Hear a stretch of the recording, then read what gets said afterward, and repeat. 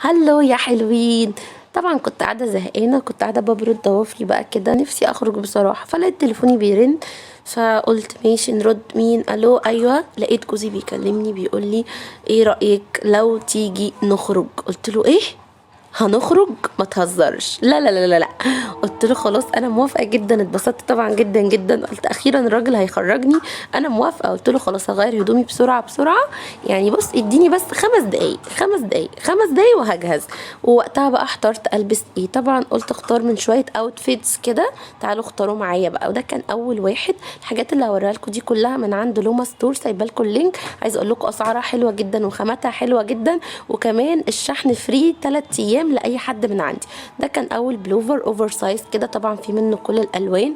ده كان شكله شيك قوي، اخترت البسه على بنطلون جلد، وهو كان لذيذ قوي قوي كده. قلت يا ترى هيكون مناسب للخروجه ولا ايه؟ انا بقالي كتير ما خرجتش، قلت مش عارفه، طب اشوف حاجه تانية.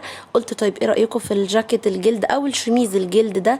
كان تريندي قوي كده وشكله حلو، قلت البسه كده وعلى هيلز بقى، يعني خارجين بقى خارجين بقى ما صدقنا. فبرضو ده من عند لوما ستور. طبعا عايزه اقول لكم ان كل حاجتها زي ما انتم شايفين تجنن كده. إيه، قلت لا اشوف كده حاجه تانية، يا ترى ده مناسب، البس حاجه كلاسيك ولا البس حاجه كاجوال؟ طيب تعالوا كده اما نشوف الكاجوال برضو. قلت طب ايه رايكم في الشميز الحلو ده؟ ده طبعا كان ستايله حلو قوي، قلت البس عليه بنطلون ابيض، ده اوفر سايز كده وتحفه ومريح قوي قوي في اللبس. قلت ممكن البسه برضو يكون مريح معايا كده وما يقيدنيش واحنا بنخرج وننطلق ونتحرك براحتنا. طبعا عايزه اقول لكم ان كل الحاجات دي تاني من عند لوما ستور، حاجتها تجنن تجنن. ومش بس كده، بتجيب كل حاجه كمان من شي ان، يعني عندها حاجات مصري وحاجات مستورد وحاجات من شي ان. لو حابه تطلبي اوردر من شي ان فهتطلبي من عندها على طول. قلت طيب ايه رايكم لو البس حاجه كاجوال شويه؟ لبست دريس كده صوف، وقلت البس عليه بقى ايه الجاكيت الترندي ده. إيه حلو قوي، انا بحب اللون الابيض جدا جدا. طبعا في منه الوان وفي منه القط، في منه حاجات كتير جدا. ده هيبقى لذيذ برضو. يا ترى هيبقى حلو ولا ايه؟ قعدت افكر ومش عارفه. اختاروا معايا وقولوا لي ايه اكتر حاجه مناسبه للخروجه اللي انا ما خرجتهاش بقالي شهرين 3 دي.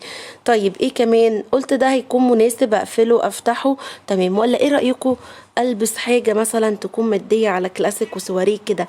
طبعا اخترت ده كمان. ده كان البنطلون بقى بتاع زارا ده، عارفينه. ودي بقى البلوزه الترندي اللطيفه، في منها طبعا كل الالوان. وهنا بقى كانت الحيره فظيعه. هستنى في الكومنتات تقولوا لي ايه احلى طقم فيهم.